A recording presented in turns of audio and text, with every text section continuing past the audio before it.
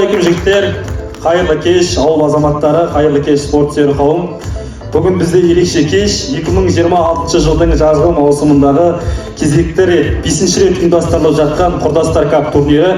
Жалпы айтқанда бұл турнир әр жылғы азаматтардың бастауымен қолдауымен өтетін. Биыл 1979, 1989, 1999 жылғы жігіттердің қолдауымен іске асуда. Аталған жігіттерге алғысымыз шексіз. Ендеше біз бүгінгі пресс-конференциямызды жеребе тарту рәсімін бастайық.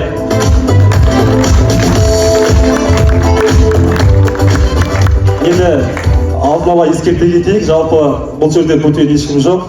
Бәрі ауылдағы жігіттер, жарысқа қатысатын командалар енді бірінші рет өтіп жатқандығы себепті бізден де кем-кетіктер болса алдын ала кешірім сұраймыз, және еркін форматта андай қысылып, қымтырылып, ондай болмасын, барынша өз ойымызды, өз пікірімізді нақты жеткізейік. Жалпы айтқанда әлемдік хит жұлдыздары UFC немесе басқа да бір жарыстарда болатын пресс-конференция, треш-ток сияқты ұйымдастырғымыз келді. Мақсатымыз сол, бір-бірімізге қарсылас командалар болатын болса, осы жерде бір-біріне айтып алуға болады. Енді ең бірінші пресс-конференцияны бастамастан бұрын ең алдымен Майкөңген футбол тарихындағы жазғы маусым естеліктерін және осы 4 рет өткен Майкөңген жазғы маусымның чемпиондарын бір тамашалап алайық. Ол үшін экранға назар аударайық.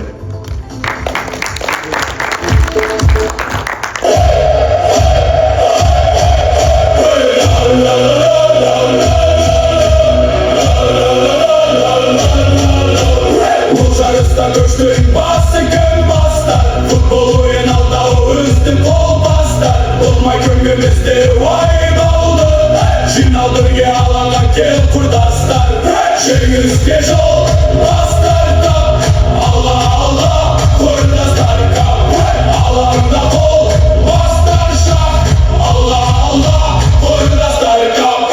Бұл жарыста қол алысар, таныстар, болмай көнген тартыс толы жарыстар.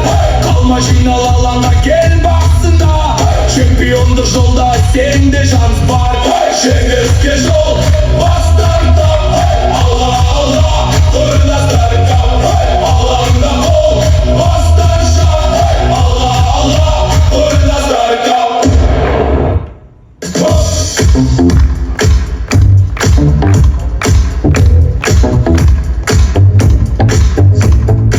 Мен шыққанша жалпы өздеріңіз көріп отырғандай, жалпы сезіп отырғандарыңыздай, жарысқа қатысушы команда 9 команда. Енді жыл сайын ауылымыздың кішкентай болуына байланысты әзірше осы 9 команданың айналасында өтіп жатырмыз. Жалпы бұның өзі біздің ауыл үшін өте үлкен жетістік.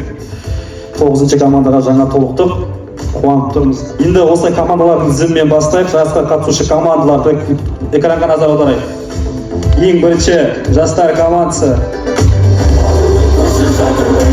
Қақпада бірінші нөмірлі Мақсуат Юсултан, екінші нөмір Жұмабайұлы Мұрагел, үшінші Серік Ернар, төртінші Орынғали Мадияр, бесінші Сағи Қайырбек, алтыншысы Орынбасар Бектас, және бұл командаға келетін екі легионер Ерғазы Бекзат және Сали Бекмұрат. Бұл екі жігіттің ойынын бұған дейінгі Майкөңген турнирлерінде дәл осы команданың құрамында көрген болатынбыз. Жастар командасына бұл турнирде сәттілік тілейміз. Жеңіске үміткер командалардың бірі деп ойлаймыз деді. Келесі екінші команда бізде Нұржеңіс командасы. Бұл турнирде чемпион болып көрген команда. Енді әр сайысқа тосын сыймен келеді. Каждый турнир сайын Мирок қатыспайды, Мейірхан қатыспайды деп келеміз. Осы турнирде Мейірхан қақпашы деп келатыр. Енді құдай білсін, ертең турнир болатын күні не болып кететін.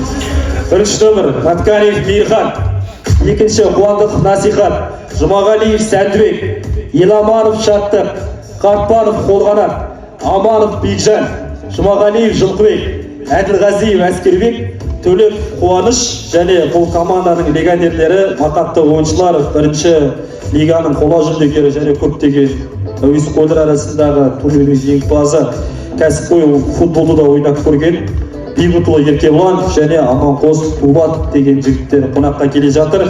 Өздеріңіз көріп тұрғандарыңыздай команданың бас бапкері Өтесінов Керімбек. Келесі бізде үшінші команда Нұр командасы, бұл команда соңғы чемпиондар, биыл чемпиондық атақты қорғай ала ма? Басты сұрақ осы.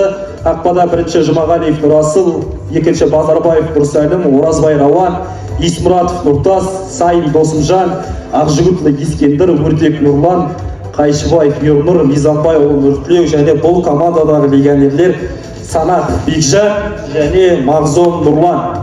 Мағзом Нұрланның ойынын біз ауылда көргенімізбен, Санат Бекжанның ойыны біздің ауылдың алаңдарында қалай болатынын бірінші рет көреміз. Қызық болғалы тұр. Және команданың бас бапкері бізде Ақжігіт ұлы Ескендір деп жазылған екен. Төртінші, бізде Барыс командасы қақпада осы турнирдің ұйымдастырушыларының бірі.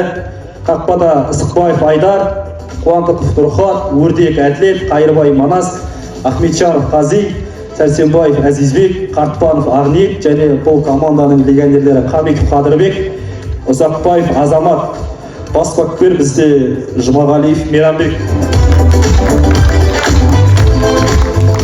Және ең толық құрамда келе жатырған команда бізде Асау командасы.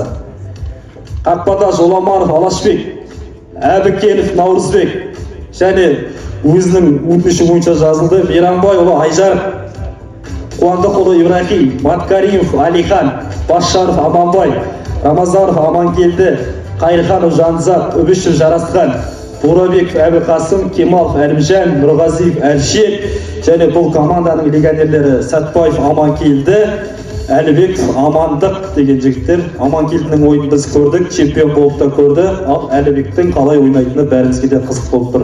Ауданның үздік ойыншыларының бірі, үздік ойыншысы қазіргі таңда. Келесі, бас бапкер айтпақшы бізде Көптіков Рүстем. Келесі, жастар командасына келе жатырық, аттарды ерекше Левер деп қойыпты, командасының аты.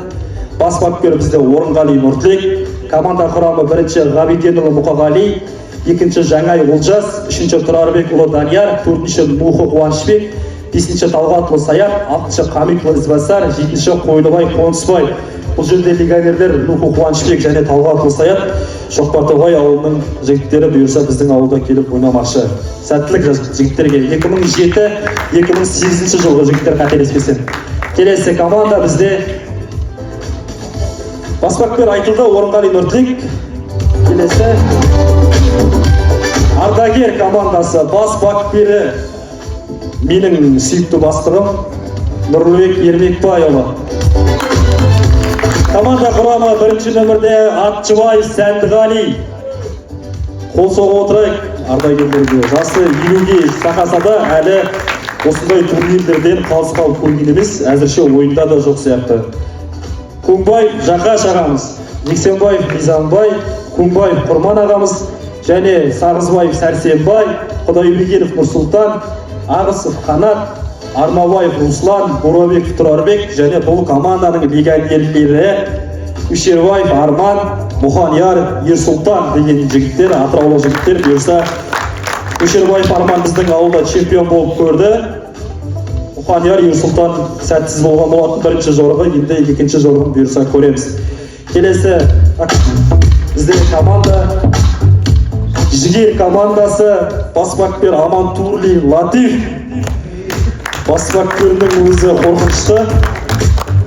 Қақпада бірінші нөмірі Қалуов Артур, Аманғалиев Дастан, Исмұратов Серік болсын, Жаумадин Аманбек, Саду Серік болсын, Тимурұлы Орынбасар, Хамидолла Азамат, Сәрсенбаев Нұрсұлтан, Орынғалиев Данияр және бұл команданың легионерлері Амандық Қуандық және Жұмағазиев Азамат деген жігіттер.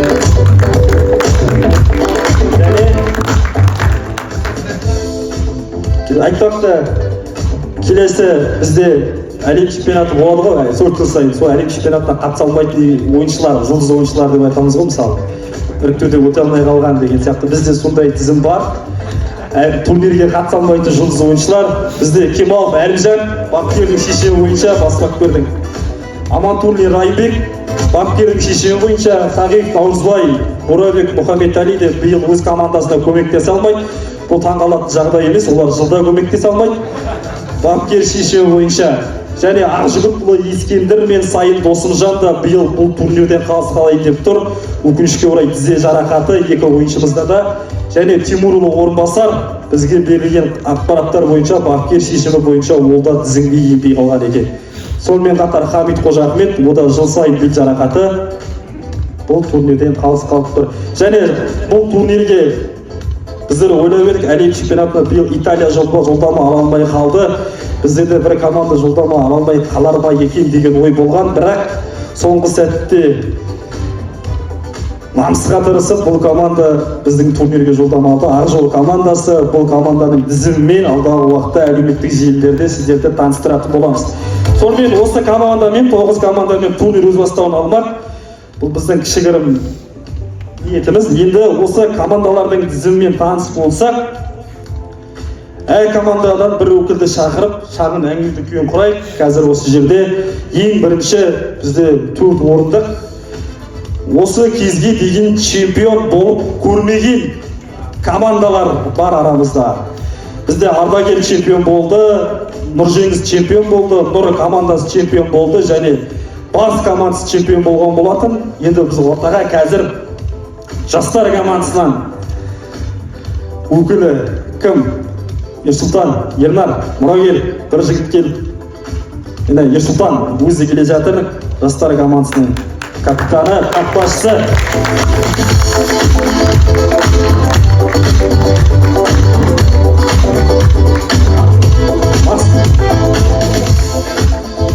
Мақсат Ерсұлтан бізде ФК Құлсары құрылған болатын, әзірше құрылған болатын. Енді оның алдағы тарихы қалай болатын белгісіз. Өзінің айтуы бойынша әрине сол команданың тізімінде.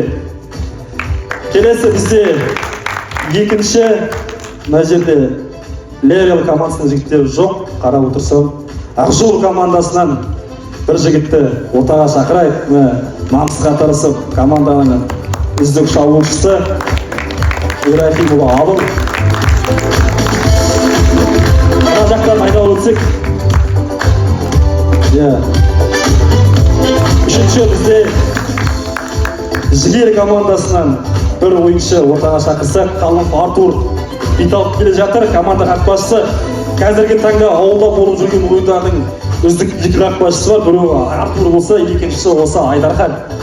Енді оны ойынға келіп жүрген жігіттер біледі.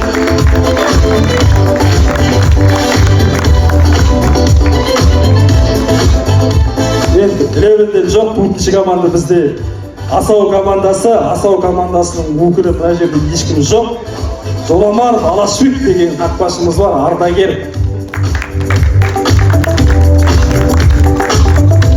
ФК Майбулге командасының біраз жыл қақпашысы болды, қазір волейболға ауысып кетті. Осы турнирде қалай болатынын көреміз. Енді қош келдіңдер жігіттер, бұйырса турнирде сәттілік. Енді сіздерге алғашқы сұрақты өзім қояйын. Осы кезге дейін қалай турнирлерге қатыстыңыздар, бірақ жеңістің дәмін әлі татып көрмедіңіздер. Турнирге мотивацияны қайдан аласыздар жалпы? Қайта қатыса беруге. Сол туралы енді Ерсұлтан бір турнирлерде алды енді. Бірақ ол еске алу кішігірім турнирлер, енді мынадай жазғы кубоктарда чемпион болмай жүрсіздер. Мотивация қайдан келіп жатыр? Ақша қайдан келіп жатыр? Ниет қайдан келіп жатыр? Сол туралы сұрақтарға жауап берсеңіздер, және чемпион болған алдағы 4 командаға қандай әңгімелеріңіз бар? Ассалаумағалейкум, қайырлы кеш, құрметті ауылдастар, жігіттер. Осындай бастама, жалпы футбол бастамасы бұрын дамып кеткен ғой, ағаларымыздың кезінен бастап. Енді осындай медиа бастамамыз биылдан басталып жатыр екен, жайлап ауылдың жігіттерінің арқасында, осындай қолдаулардың арқасында медиа бастамамыз жалғасын тауып ұзағынан болсын. Футбол мерекесі, спорт мерекесі ауылымызда жыл сайын дамай берсін жігіттер. Қош келдіңіздер ал. Біздер мотивацияны сен беретін сияқтысың ғой командаға. 4 жылдан бері вообще орын алмағанбыз ба біздер сонда? Солай болды, енді бір рет 3-ші орынға таласып ұтылып қалғансыздар. Біздер енді бұлай бұйырмай жатыр ғой, енді барлығы бұйыруымызбен, бірақ енді былтыр ма бір Ақжол ма бір кішкене жылымызды қойып, ардагерлерге қосылып, кішкене жақсы көрсеткіш көрсетеді. Биыл енді болмас, енді жолдан тастап кетпейік жылымызды. Не болғанда да бір алмасақ та 2 мен 3-тен үздіктен бір көрінейік. Сосын бұйырса ардагерге жайлап барып көмектесеміз ғой, ардагер жігіттерге деген сондай сеніммен бір жағынан ауылдың командасын көбейту мақсатында былай қарағанда енді жасымыз 30-дан асып кетсе де осылай шығып жатқан жайымыз бар. Биыл бұйырса қанжығамыз майланатын шығар деген ойдамыз. Әсіресе мына Латиптің командасына қарай түсіп қалсақ жақсы болады деп отыр.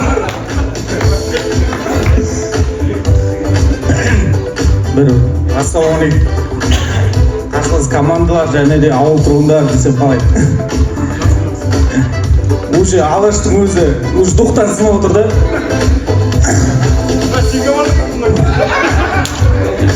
Осы жарысқа дейін 4 жыл жарыс болыпты. Оның біреуіне де қатысып көрмеппін. Шынымды айтсам менсінбеймін да, просто кішкене деңгейім емес деген сияқты кішкене. Енді осы жылы кішкене үлкен медиа жоба болғасын, кішкене намысқа тырысып, өзінің команданы жинап отырмын. Бұйырса енді топ бір өзіміз ғой енді. Қалғандарына сәттілік, бізге жеңіс.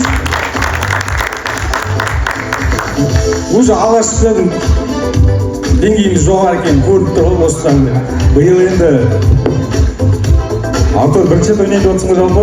Мына неде? Құрдастарын капты? Бұйырса. Жалпы осы уақытқа дейін айтып отыр ғой адамдар кішкене.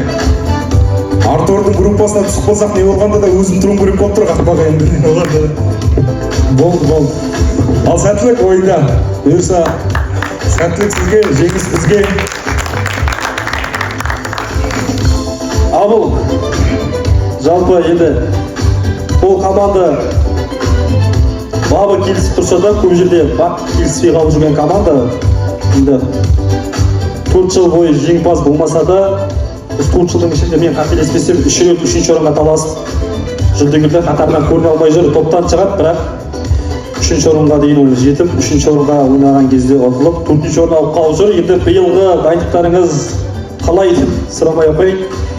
Жалпы не ойлайсыздар? Мотивация жайлы, жеңімпаздық жайлы, басқа командалар жайлы? Ассалаумағалейкум. Алматыдағы жігіттер шақырмадыңдар ма? Барлықтарыңызға жарысқа сәттілік. Жалпы осы ұйымдастырып жатқан 79, 89, 99 жылғы ағаларымыздың жасап жатқан ісіне шыны керек ұялғанның күшімен намысқа тырысып қатысып жатырмыз. Енді өзімізге жеңіс десем ұятты болып кететін шығар. Жалпы сәттілік тілеймін барлық командаларға. Енді біздің баппен сыналып жатыр деп тұр ғой. Енді жылда 3-ші орынға таластық. 2 рет баген, 3 рет баген таласқан шығармыз. Бірақ бізде жыл сайын Айдархан деген құрдасымыз келмей қалады. Бірақ биыл сабымызда бар. Енді 3-тікке кіретін шығармыз деген ойдамын. Қақпашысы жақсы, бұл команданың әзірге легионері белгісіз. Мықты бір легионер алып келе жатыр деп қорқытып жатыр. Естуімше Дәулет қатты сөйлесіп жатыр дейді. Әуесқой лигада ойнап жүрген Ұлан, Медет деген жігіттермен сөйлесіп, Қызылорда, оңтүстік жақтың жігіттермен көреді, бұйырса көреміз кім келеді. Ерсұлтан, енді мана турнир тарихын қарап отырсам, кішкентай кездерінен бастап қатысқан екенсіңдер, енді сендерге орын алмадың деп ренжу қиын шығар. Бұйырса нағыз баптарыңа осы жылы келіп қалған боласыңдар. Биыл мақсаттарың қандай жалпы? Енді сендерден кейін мектептен команда шыға ма, 1-2 жылда өзімізде қорқыныш бар. Сондықтан Алаштар пока ардагерге кетуге асықпайтын сияқты. Жүре тұру керек сияқты. Келесі жылы мектептегі ойнайтыны қызық болып тұр келесі жылы бізге. Не айтасың Еркош өзің? Артынан інілерің неге ертпедіңдер? Ассалаумағалейкум баршаңызға. Ал турнирге сәттілік. Жалпы дейтін мектептің балдары кеске қалай ойнап жүрген көріп жүрген шығарсыздар. Биыл енді біз аламыз деп отыр. Жалпы біз болмасақ кеске доп болмайды ғой енді. Баста өзіміз азып шығып жатамыз ғой, команда бар деп. Биыл дейтін дайындық қатты біздің балдарда. Бұйырса орын аламыз деп тұр. қалауымен алатын шығармыз. Сен қақпаға тұрасың ба, или қалай алғашқы менен келіп тұрсың ба? Оны көремін бұйырса. Әзірге құпия. Әйбісті қойып өзім ойнап кетуім де мүмкін. Енді барлық командаға қатысты сұрақ, сіздердің ойыңызша, сіздердің ең негізгі қарсыластарыңыз кім бұл турнирде? Қауіп келтіретін, сіздер қорқып отырған. Енді біз ешкімнен қорықпаймыз деп қалыпты сұраққа қалыпты жауап беру жоғынан нақты бір команданың атауын айтсаңыздар. Біздер енді банағы Латип бапкерлік еткен команданы упор көріп тұрған жоқпыз, былайша айтқанда. Ол қарсылас емес деп ойлап тұр енді. Қалған командалардың барлығының деңгейі бірдей ғой. Бірақ енді не бойынша қарсылас деп санап отқанның себебіміз нені ардагерді қарсылас деп басты қарсыласымыз деп санап отыр.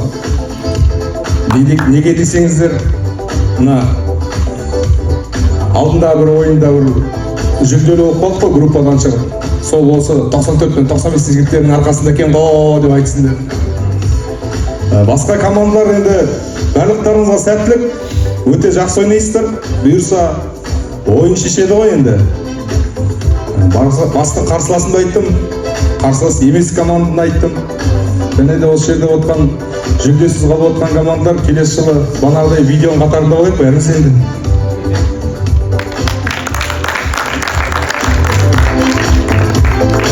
Нұрсұлтан, сен кіммен негізгі қарсыласың? Жалпы барлық команда мықты. Жалпы Нұржеңіс командасының составына қарасақ жақсы. Сол Командамен жайлы ойнауға болады. Күнде кесте ойнап жүрген команда, кешке ойнап жүрген команда. Давай. Артур. Біздің командаға енді білмеймін, айта алмаймын. Қандай қиын қарсылас бар екенін даже танымаймын ана адамдарды. Деңгей төменді білмеймін бұл жерде. Мән беріп қарамаппын. Ал ұту жағынан енді қандай адам түссе де группаға бірінші орында тұратын 2-4-тер, 2-5-тер, 2-6-лар болды. Жігер командасы.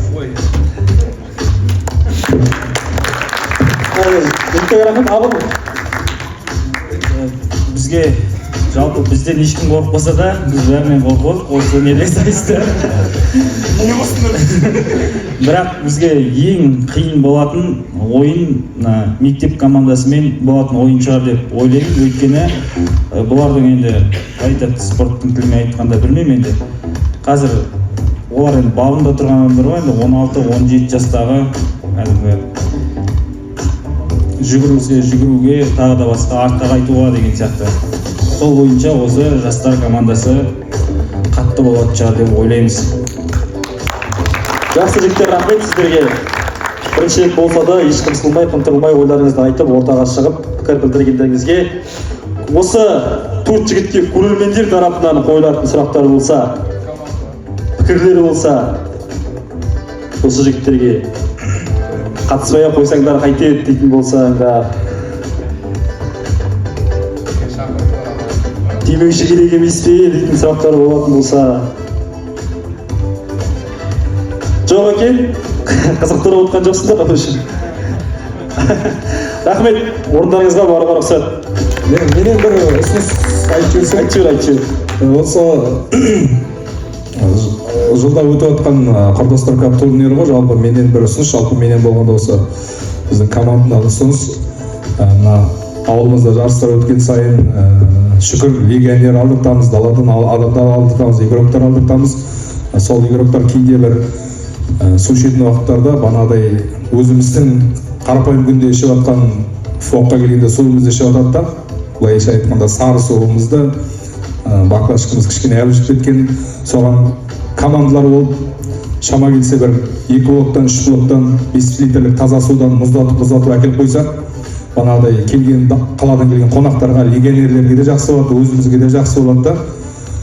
Соны командаларға ескертіп айтып қойып жатқаным ғой жалпы. Барлық командаларға.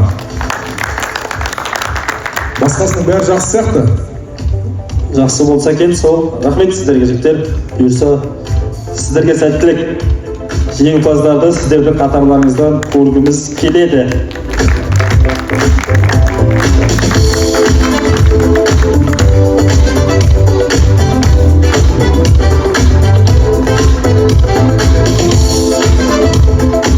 Келесі енді чемпион болған командалардың ойын білейік.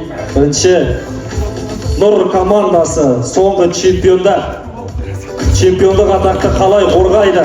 Чемпиондық атақты қорғау жолында қандай легионерлерге сенім артуда? Бұл легионерлерге сенім арту басқа командаларды менсінбеушілік емес пе? Осы жайында сұрақтарға жауап береді. Одан кейін бізде Барыс командасынан мына жерде жалғыз Әділет бар екен. Әділет видео түсіріп отыр. Мен бір жерде сөйлей берейін, өзім айтып онда. Или келесіз бе Әділет? Иә, келеді дейді Әділет.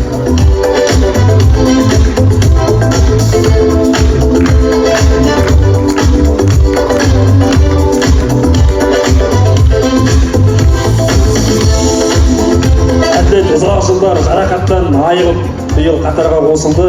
Бұйырса турнирдің көрігін қыздар айтып тұр. Бапкер шешімі бойынша әзірше кеңейтілген тізімде бар, бірақ шақ болуы мүмкін.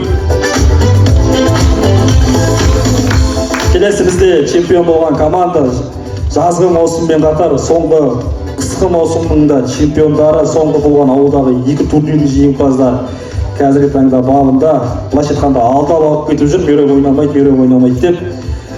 Нұржеңіс командасы.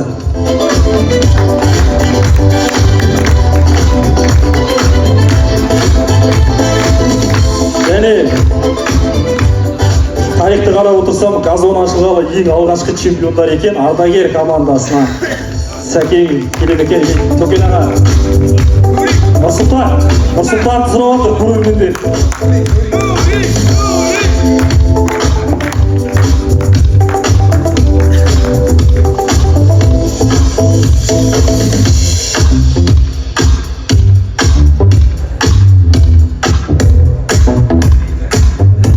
Жігіттер, сіздерге бірінші сұрақ, өздеріңіз көріп отырғандай 2 дүркін чемпион болмаған екен әлі жазғы маусымда.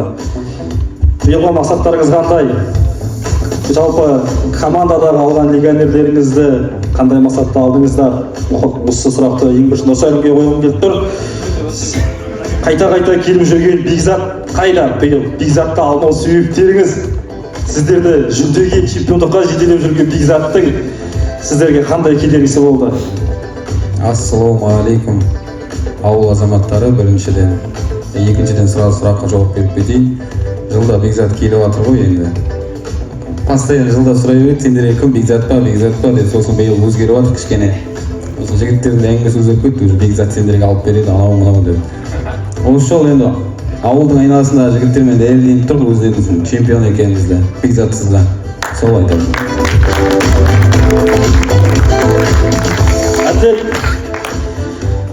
Сен өзіңнің әдеттегідей жыл сайын турнирге қатыспай қалатын командаластарың туралы не айтасың? Оларға қандай өкпелі еншің бар? Және жарақаттан келген өзіңнің бабыңды қалай айтасың? Бабың қалай сенің жалпы? Бұл жарысқа дайынсың ба? Және біздің легионерлерді танисың ба жалпы өзің? Және қасыңдағы 3 жігіт жайлы не айтасың? Қайсысынан қатты қорғап отырсың? Ассалаумағалейкум баршаңызға. Енді білмеймін, өзім дейтін ойша дайынмын ғой, дене дайын болмайды ғой, салмақ қозғалғаннан кейін. Легионерлерді танимын ғой, соларға сеніп отырмын. Осы жыл точно аламыз деп отырмын ғой. Қасында жігіттерден қорқып отырған жоқпын ғой. Ойын шешеді ғой бәрін. Наурызбай, Мұхаммед-Али деген жігіттер бапкер шешімі бойынша командаға енбей қалған. Не айтасың ол жігіттер жайлы? Соны түсінбеймін бар ғой, мен жыл сайын әдейі солардың уақытына қарайтын сияқты. Турнирін басыратын кезде солардың уақытына қарап, осы бізден қорқады ғой негізі көбісі. Солай сияқты негізі. көріп жалпы ұйымдастырады ойға алып өзі ғой ұйымдастырады. Мен күні қоймаймын, мен тек өзі көрінбей қалатын болғасын алмай жүр екеуі қатты ғой енді бір пакет.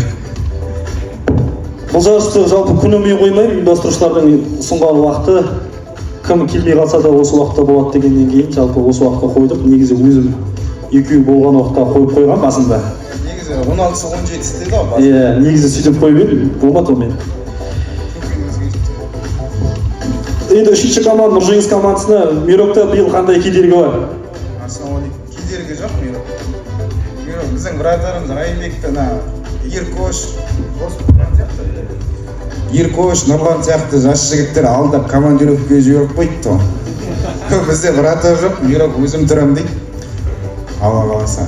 Мирокқа сенім артамыз, енді ауылымыздың үздік ойыншысы деп ойлаймын Мирокты. Барлығы да солай ойлайды.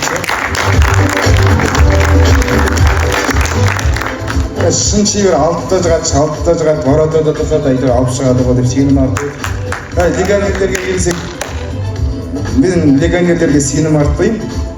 Мына ауылымыздың ағаларымыздың ұйымдастырып жатқан шарасы, ойыны бір қызықты өтсін деп шақыртып жатқан жайым бар енді. Еркош деген өзімнің мақаттық інім.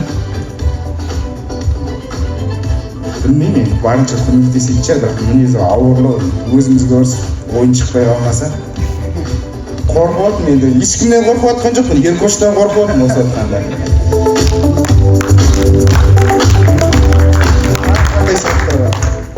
Иә, сол бүгін Маткарев Бейхан келеді деп қатты күттік, бірақ бүгін арамызда жоқ. Енді ол кісінің өзімен жеке сөйлесіп, үздік ойыншы деген номинациямызды табыстағымыз келген, бірақ жоқ болғасын келесі жылға қалды деп.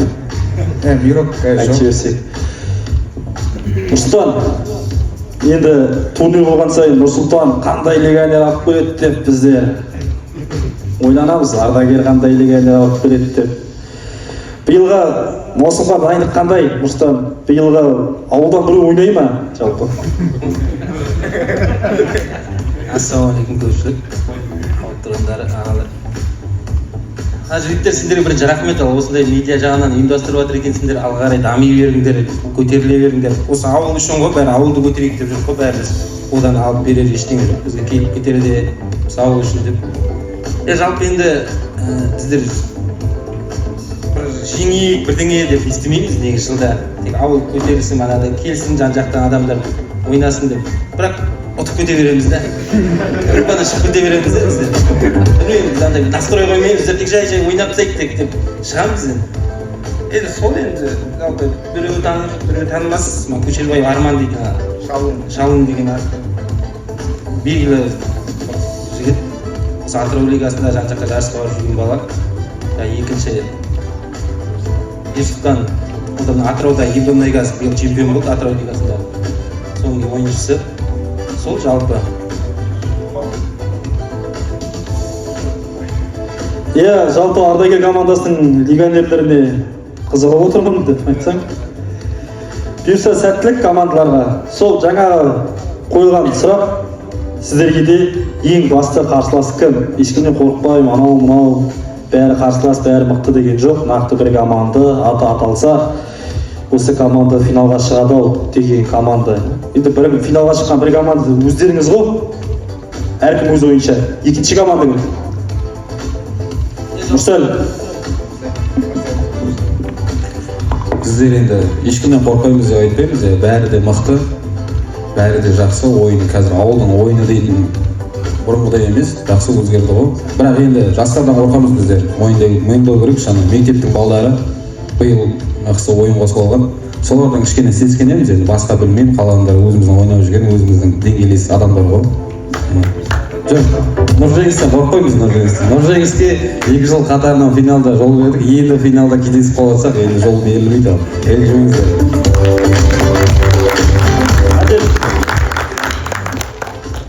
Басты қарсылас кім деп отырсың? Финалда кіммен ойнаймыз біз биыл? Финалда сол 2-2-3 мықты ғой жалпы. Алдын қызыл кеткен есені қайтарамыз. Реванш. Асқар, Нұржеңіс. Бәрі мықты, бірақ алау ма? Алаштың командасы. Асау. 15 адаммен келдір матч ойнап кете ме деп қорқып тұр қызлардан бар ғой қалғанынан нұрсұлтан білмейтін бәрі де жақсы ғой, бәрі де ойнап жүрген ауылда күнде ойнап жүрген балдар ғой. Жалпы мен өзім алаш тұтып кетсем болды, алаштың келген командасы. иә жалпы сондай өзі бір тартыстар бар. Нұрсұлтан сол алашты тұтамын деп келеді, біздерде мен мұқасан тұтсам сол керек. Енді ондай қыздар ұйымдастырдық қой біздер 98 жылдары. Сол жылы енді әдейі беріп тастадыңдар ма, өздерің ұйымдастырып жатқансың деп сұрақтар қойып, бірақ берген жоқпыз әдейі, енді ойнадық барынша. Биыл да біз ұйымдастырып жатқық 99-дар бар ғой ұйымдастырушылардың қатарында. Ондай жоқ үшін ұйымдастырып жатқық, алмай ақ қоямыз ғой деген. Бұйырса до конца тырысып ойнайын деп тұрып. Соған сай легионерлер шақырып жатырмыз. Сол барлық командалардан да соны сұраймыз. Топ-томалақ бұл жерде ешқандай команда әлсіз, ешқандай команда мықты емес, бәрі ойын көрсетеді. Ешкім бізде енді қай ойыншыда жан-жаққа шығып футбол ойнамағалы көп болды. Шыны керек, ауылдың арасынан қазір Майкөңкеден команда шығып, сыртқа шығып ойнамағанымызға бірер жылдан асып кеткен екен өзі. Соны енді сол кемшіліктің орнын жойып, бұйырса алдағы болатын турнирлерге қатыссақ деген ниеттеміз. Сол турасында ұйымдастырып жатыр. Бәрі де жыл сайын турнир болады, 2-3 турнир. Бәріне рахмет ұйымдастырушыларға.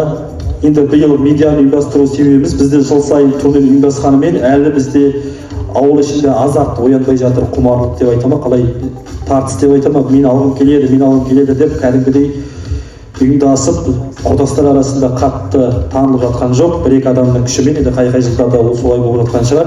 Сол себепті осылай медиа арқылы қызықтырып, әлеуметтік желі арқылы танытқымыз келді. Келесі жылдары мүмкін қызығушылық бұдан да артар деген үміттеміз. Сіздерге рахмет, орындарыңызға жайғасуға рахмет. Көрермендер тарапынан сұрақ күтеді. біздер сіздерге сұрақ қоюға болмай ма? Болады.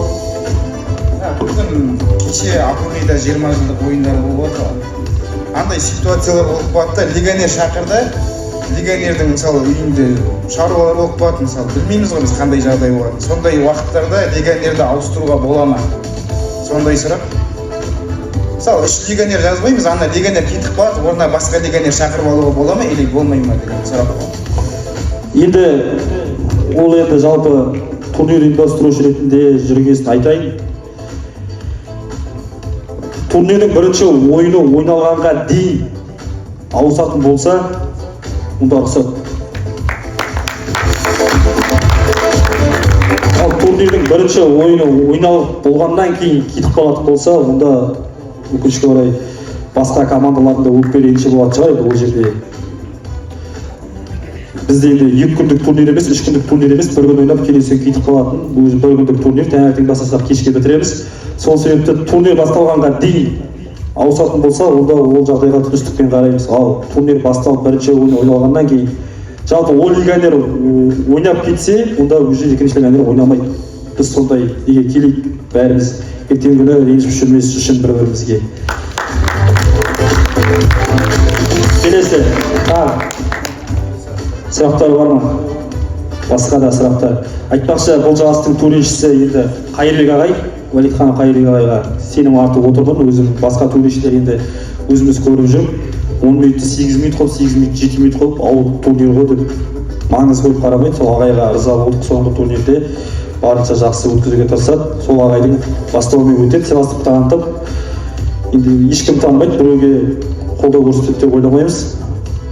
Төреші Қайырлыбек ағайымыз, екінші төреші енді ауылдық жігіттердің арасынан көмекке шығып отырамыз, кезекпен кезек деп ойлап отырмыз. Сол, қандай қаламдар, қандай сұрақтар бар. Волейбол 23-і болады, қазақша күресте сол күні өтеді. Арқан тартысы бар, арқан тартыста сол волейбол болатын күні 23 күні өтеді. Тек футбол ойынын 24 күніне алып қойып отырмыз. Футбол ойыны аяқталғаннан кейін мәдениет үйінде гала концерт бар. Если қателеспесем, соған келіп қатысуға болады.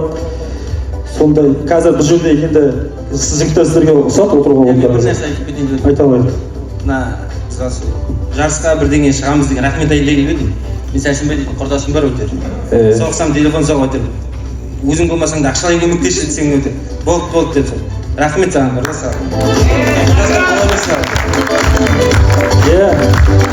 Сәрсенбай ағамызға мен де рахмет айтқым келіп еді. Командама қайта алып едім алдында ауылда ойнап жүргенде. Маған да демеуші жоқ болар деп. Қайта ұтып едік еще. Сәрсе кеткенде қайта пас беріп едім, гол салып едім. Рахмет жігіттер. Бәрі әзір, бәрі қалдым. Енді ескерте кетейік, қазір осы жерде жебе тарту рәсімі болады. Бұйырса бір апта бұрын өзіміздің тобымыз қарсыластарымызды білеміз. Енді айта кетейік, қазіргі таңда футболда да 9 команда, волейболда әзірше 8 команда. Мына жерде серік болсын, волейболға ойнайсыңдар ма? Или жақсы. Қазір жеребе тастаймыз осы жерде. Футболға жеребе тастаймыз. Сол футболда жеребе қалай түседі, волейболға да солай түседі деп ойлап едік. Онымен қазір үйлеспей қалатын сияқты. Екеуіне бөлек тастайық, жақсы. Ең бірінші футболдың жеребесін тартайық. Енді футболдың жеребесін тарту үшін ортаға Сәдіғали ағамыз бен Тілекқабыл ағамызды шақырайық қазір осы жерге.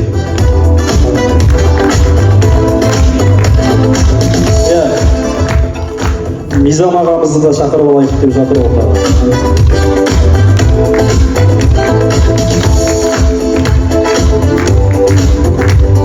Шамалы өз тілектерін білдіріп, турнирге деген сәттілік тілеп, азғантай алғыс сөз айтып, ары қарай жеребе тарту рәсімін бастап кетсек, солай.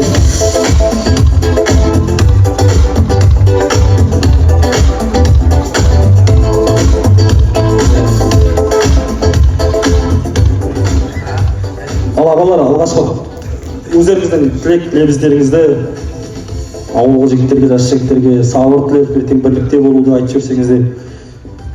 Жас жігіттер, мына болып жатқан жарысымыз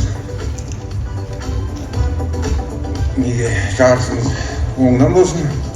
Ұйымдастырып жатқанына 79, 89, 99 жігіттерге үлкен алғыс. Барлықтарыңызға тек сәттілік тілеймін, жеңіс тілеймін. Енді мотивацияны ардагерлерден алыңдар. Ассалаумағалейкум жігіттер. Біз өте қуаныштымыз. Ауылымызда осындай деңгейде жарыс болғалы жатыр.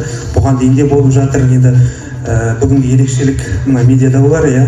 Бұл да ауылымызда бұдан да әрі қарай спорттың дамып түсуіне үлкен себеп болады деген үміттеміз. Біз жалпы не істеп жүрміз? Неге әлі топ теуіп жүрміз енді? Оның да өзіндік мақсаты бар.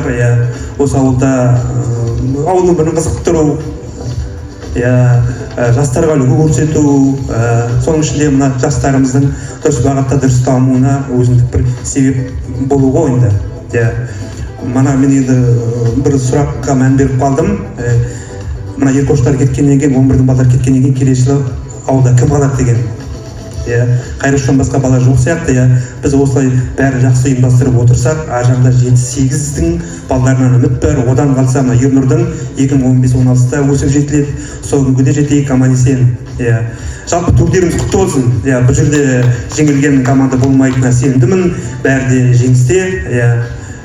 Расында шын мықты жеңіс енді. Турниріміз жылдан жылға жалғасып табысын. Достырып отқан барлық ұйымдастырушыларға шын жүректен алғыс айтамыз. Сәттілік. Ассалаумағалейкумдер. Бүгінгі жиналып отқан себебіміз 1979, 89, 99 жылдардың ұйымдастыруына өтіп отқан шараларымыз ұзағынан болсын деймін. Тек жақсылығымызбен өткізейік, жалғасын таба берсін деймін. Аманшылық болайық, тек осы жарысты үлкен деңгейде өткізейік. Атсалысып. Көп рахмет. Рахмет. Енді қазір шариктерді суыру үшін, ыдыстан алу үшін қолы кішкентай адам керек бізге. Мұрагер. Барынан мұрагер кетіп қалдым. Сіз Ернар онда өзі. Сен қолын бірақ волейбол ойнайтын әмнен шығар. Кел, Еркош, қымбат. Хорошо, кілең бірақ сендер 6-шы, 2-шы, 4-шы, 6-шы кәчік өретіп кетесіңдер ма? Кел, Ернар, өзің келе бер.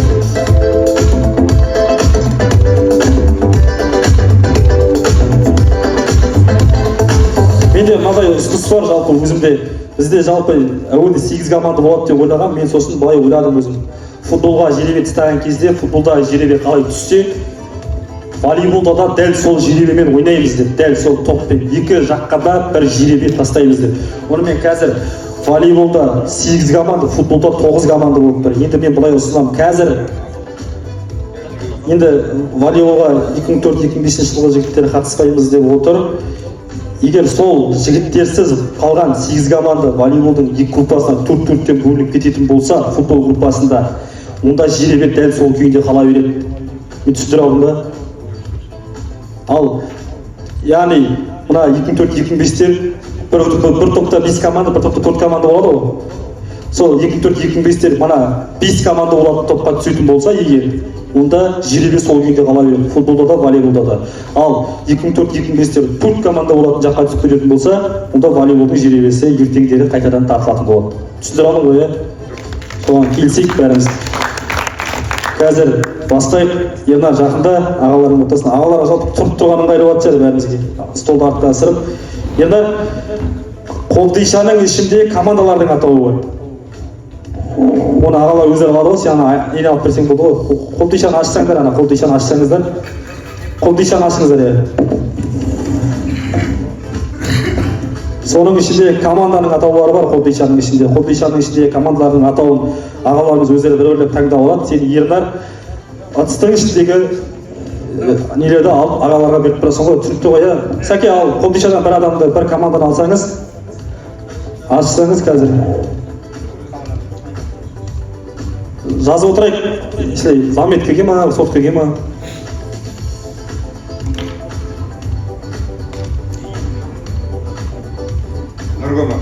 Нұры командасы қазір. Ернар. Бере ғой, ажа ағаларға бере ғой. Нұры командасы қай топқа, нешінші команда болып түсетін көрейік қазір. Заметкеге жазып отырсаңыздар жіктейіз. Нұры командасы А3-ші. А тобының 3-ші командасы. А3. Келесі. Сәке.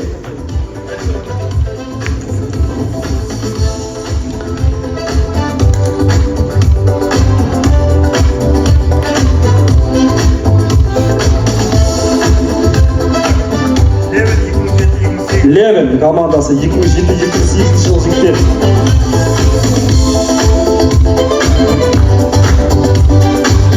Көрейік, қай топқа түседі екен? Левен Б3. Бұл үшінші. Бұл тобына кетті жас жігіттер.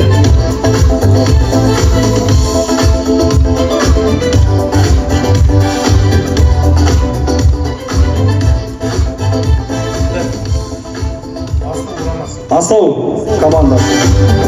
94-95 жыл жігіттер.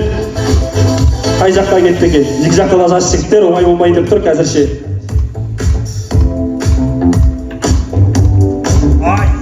А2 топқа кетті. Әзірше А тобында Нұр тобы мен Асау тобы тұр қазір таңда.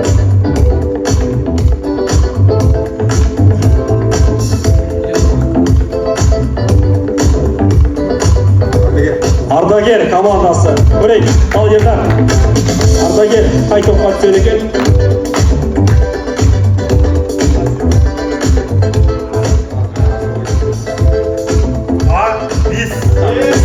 Ардагер тобы А5 топқа кетті. А тобында әзірше Нұр командасы, Асау және Ардагер тобы.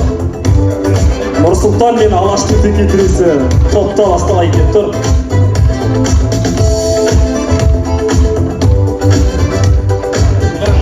Нұржеңіс командасы.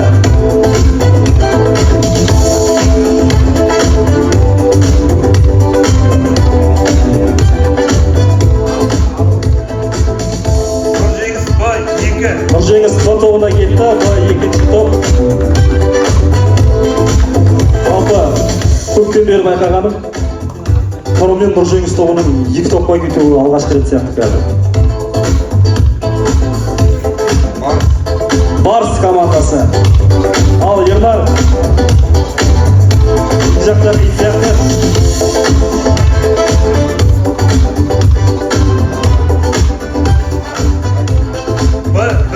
Б1 тобы. Әдірше Б тобында Левен, қателеспесем, Барс және Нұржеңіс.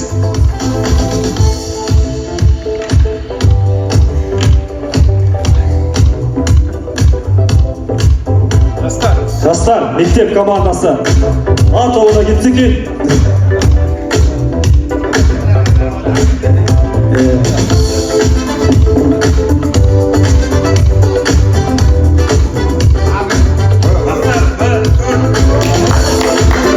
Төрт дей ма? Ай. Өлім тобы деп қойшы. Әзірше.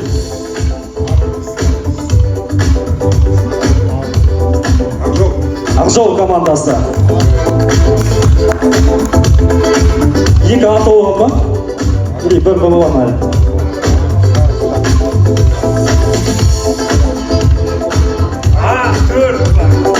А4 Ақжол А тобына кетті. Бізде соңғы команда қалды. Жігер командасы. 2004, 2005, 2006 бұл тобында. Жігер.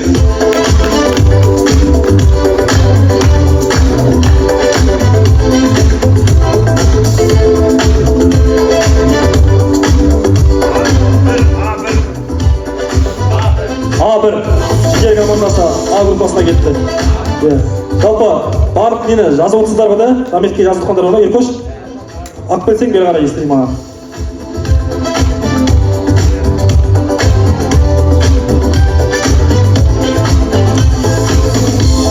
Ағаларымызға рахмет.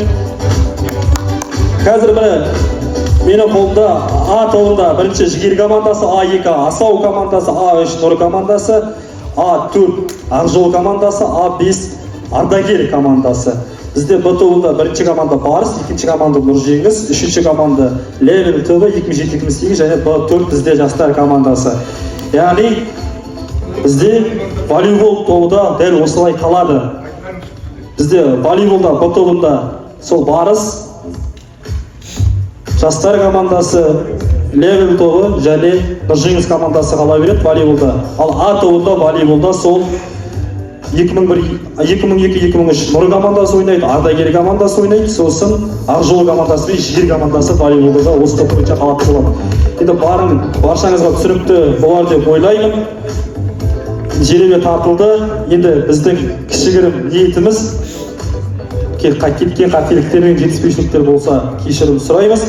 Енді осы орайда осы жеребе тарту рәсімінің пресс-конференцияның аяқталу тұсында барша келген ойыншыларға рахмет айтамыз.